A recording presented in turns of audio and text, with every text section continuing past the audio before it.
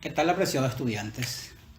En nuestra clase de hoy nos convoca el tema de desviación social. Bueno, a veces entendemos que la desviación es un antivalor, es algo negativo. Sin embargo, también existen dos tipos de desviaciones sociales. Pero primeramente vayamos a la definición a ver qué nos dice. Es la conducta no acorde con las expectativas de la sociedad. Es el distanciamiento de la norma. Cuando una persona se desvía de los modelos de conducta social, ya es una desviación. No sigue las normas sociales rutinarias, las que son modelos sociales. Sin embargo, como estábamos comentando, la desviación puede ser positiva y negativa. Es positiva cuando el individuo supera ampliamente los modelos sociales. Así tenemos el superdotado, el genio, el que es muy inteligente, re inteligente. Ese es un desviado social positivo, porque es una excepción. No sigue los patrones sociales normales. Y luego tenemos los tipos de desviación. En el siguiente punto tenemos la desviación primaria y la secundaria.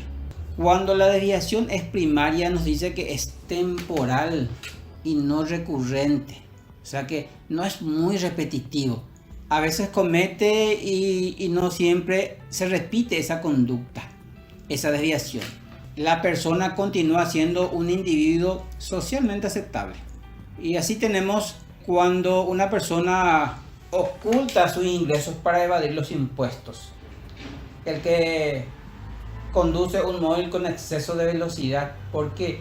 Porque estos patrones desviados podemos decirles que no son tan graves, que no hacen que la persona sea un desviado social neto, que afecte muy grande su forma de actuar desde el punto de vista social. Y ya la desviación secundaria es cuando el individuo es objeto de una conducta desviada y públicamente ya lo identifican con esa desviación como un desviado social. Ahí ya no es aceptable socialmente.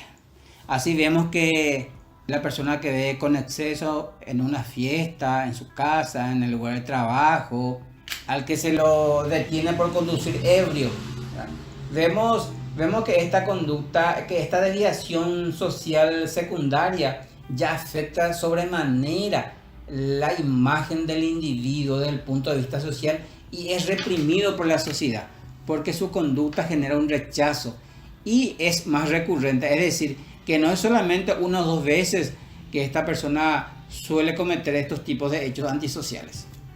En el apartado 3 tenemos la desviación individual. Veamos un poquito. Como su nombre ya nos indica, es cuando el individuo actúa solo, sin intervención de terceros para cometer el acto desviado. Así vemos en el ejemplo el secuestrador solitario, un criminal que comete un secuestro sin la complicidad de otras personas, solamente él comete esa desviación individual, por eso se lo llama individual justamente. Y luego tenemos la desviación de grupo. Ya ahí están confabulados varias personas para la comisión de un hecho punible de una desviación social. Nos dice que es un grupo que contradice las normas sociales y solo acata los códigos de la subcultura que integra. Ejemplo, una pandilla, una patota de un club de fútbol que a la salida de los estadios, cuando su club pierde, principalmente rompen los parabrisas de los vehículos, se apoderan de los artículos de los bares a su salida, etc. En el punto siguiente tenemos las explicaciones biológicas de la desviación. ¿Por qué se darían estas desviaciones desde el punto de vista biológico? Y vamos a ver. Nos dice, los que comparten esta corriente consideran que la desviación social está relacionada con factores biológicos como la conformación corporal y los cromosomas. Es decir, los que comparten esta tesitura dicen no. Los desviados sociales, los delincuentes, los desviados sociales negativos, no positivos, tienen ciertas características físicas comunes que podemos ya identificarlos por esas características como desviados sociales. Así le tenemos a César Lombroso, es un italiano, un criminalista, un estudioso, considera que el criminal es menos desarrollado biológicamente que el ciudadano normal, menos desarrollo mental, tiene unas características totalmente ya visibles desde el estudio de este criminalista. Nos dice que establece un tipo criminal con mandíbulas prominentes, grandes mofletes, defectos oculares, brazos y piernas largas, dentadura defectuosa. Según César Lombroso, la persona que tiene estas características físicas, especialmente faciales, del rostro y de algunas partes también de los brazos y de las piernas, ya él lo clasifica como criminal nato. Ahora, evidentemente que tiene sus detractores, ¿verdad? Porque es una tesitura de este criminalista. También tenemos William Sandon, estableció 3 tipos corporales básicos de los desviados sociales. El endomorfo, que se refiere al gordo, el mesomorfo, que se refiere al musculoso, y el ectomorfo, que se refiere al flaco y frágil. William trata de conectar la personalidad con el tipo de estructura física del individuo. Dice, el gordo es proclive a esta desviación, el musculoso es proclive a este tipo de desviaciones, y el ectomorfo o el flaco y frágil generalmente comete estos tipos de desviaciones sociales. Concluye que el mesomorfo, por ejemplo, que es el musculoso, es el tipo más propenso a la delincuencia porque es un tipo con mucha fuerza física y es impulsivo por el físico musculoso que tiene, por la fuerza que tiene según William Sandon. Bueno, en el siguiente punto sí que, sin embargo, tenemos las explicaciones ya no biológicas, sino psicológicas de la desviación. ¿Qué nos dice la psicología sobre la desviación? Explica que la desviación como una personalidad defectuosa.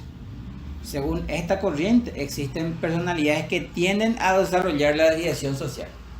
O sea que desde el punto de vista psicológico nos dice esta ciencia de que no tiene nada que ver con el físico, sino que está en la personalidad y que ciertos tipos de personalidad tienden a cometer o a generar o desarrollar ciertas desviaciones sociales. En el último punto, en el punto 7, tenemos ya las explicaciones sociológicas de la desviación, ya en nuestra materia, ¿verdad? Primero estuvimos viendo las explicaciones biológicas, las explicaciones psicológicas y por último vemos las explicaciones sociológicas sobre la desviación. Nos afirma que una persona, para que llegue a ser criminal, primero debe aprender a ser delincuente, porque si no sabe delinquir, ¿cómo va a ser un desviado social? O sea que tiene que practicar primero. Y si le sale bien, le va tomando tipo el gusto a la desviación social o a la delincuencia. Ejemplo, acá tenemos los que cometen delitos de cuello blanco, estafa, defraudación. Que para cometer esta clase de delitos, el individuo primero debe trabajar en el área, aprender las técnicas, relacionarse con la gente comprometido con la desviación. Es decir, primeramente hay que ser un individuo medianamente inteligente para empezar. Y debe trabajar en ventas o debe trabajar en la parte administrativa de una empresa y debe estar bien compenetrado con las técnicas porque primeramente tiene que saber cómo podría cometer ese hecho. Como se suele decir en la jerga popular, debe cranear, preparar bien el delito, la estafa o lo que sea que va a cometer. Y por supuesto, debe encontrar también otras personas como él que trabajan en esa área y que quiera asociarse con él, porque no siempre una persona puede cometer solo aisladamente un hecho delictivo, una desviación social. Generalmente está en complicidad con otras personas. A grandes rasgos, en esto consiste la desviación social y recapitulando decimos que son las personas que escapan de los patrones de los modelos comunes sociales y que puede ser no solamente negativo sino también positivo, como los genios o superdotados del punto de vista de la inteligencia, y también puede ser primaria y secundaria. Primaria cuando generalmente la persona todavía no es rechazada por la sociedad, y la secundaria el rechazo es enorme ya porque genera un impacto en su personalidad. Estudiantes, fue un gusto compartir nuevamente con ustedes sobre este tema apasionante que es la desviación, y Dios mediante nos reencontramos por este medio en las próximas clases. Fue un gusto. Hasta pronto.